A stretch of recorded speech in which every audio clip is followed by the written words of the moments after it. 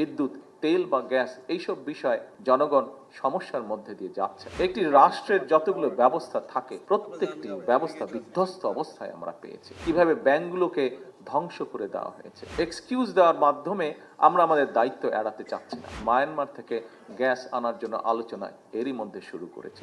আমরা রাষ্ট্র পরিচালনার দায়িত্ব গ্রহণ করার পরে আমরা দেখেছি যে আমরা অত্যন্ত একটি ভঙ্গুর অর্থনীতি পেয়েছি।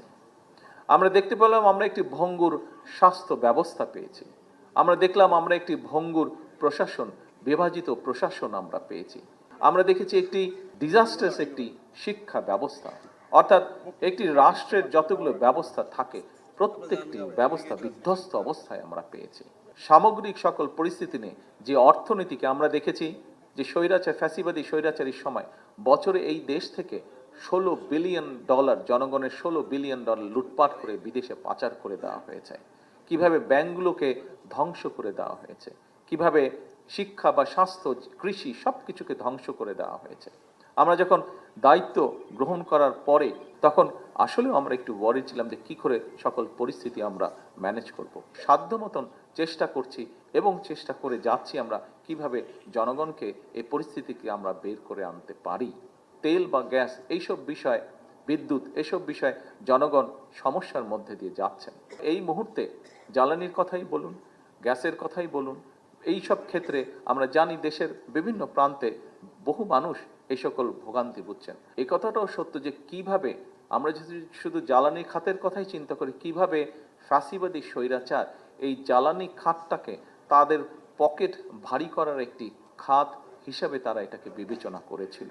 এত বছরের লুটপাট করে যেই সেক্টরটিকে বিধ্বস্ত করে ফেলা হয়েছে, সেই সেক্টরটিকে যদি পুনর্গঠন করতে হয় কিছু তো অবশ্যই সময় প্রয়োজন। এক্সকিউজ দেওয়ার মাধ্যমে আমরা আমাদের দায়িত্ব এড়াতে চাচ্ছি না। হ্যাঁ, সমস্যা আছে, আমরা জানি, আমরা সেই সমস্যাটাকে অ্যাড্রেস করতে চাই। অনেকেই বলছেন যে বিভিন্ন বাসা বাড়িতে বা বিভিন্ন মিল ফ্যাক্টরিতে গ্যাস পাওয়া যাচ্ছে না, ফলে হয়তো অনেক জায়গায় অনেক মিল ফ্যাক্টরি চালানো যাচ্ছে না, অনেক বাসা বাড়িতে হয় না রান্না বান্না করা যাচ্ছে না। ইয়েস, উই অ্যাডমিট সমস্যা আছে, কিন্তু সমস্যার সমাধানের জন্য আমরা নিরন্তর কাজ করারও চেষ্টা করছি, পরিচালনা উপায়টি বের করারও চেষ্টা করছি।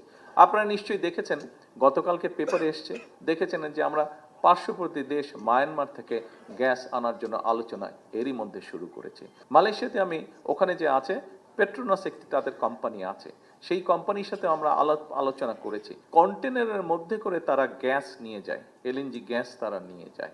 আমরা তাদের সাথে কথা বলেছি, যত দ্রুত সম্ভব আগামী অক্টোবরের মধ্যে তারা আমাদেরকে সেইভাবে গ্যাস দেওয়ার চেষ্টা করবে যাতে আমরা আমাদের মিল ফ্যাক্টরিগুলোতে গ্যাস সরবরাহ করতে পারি।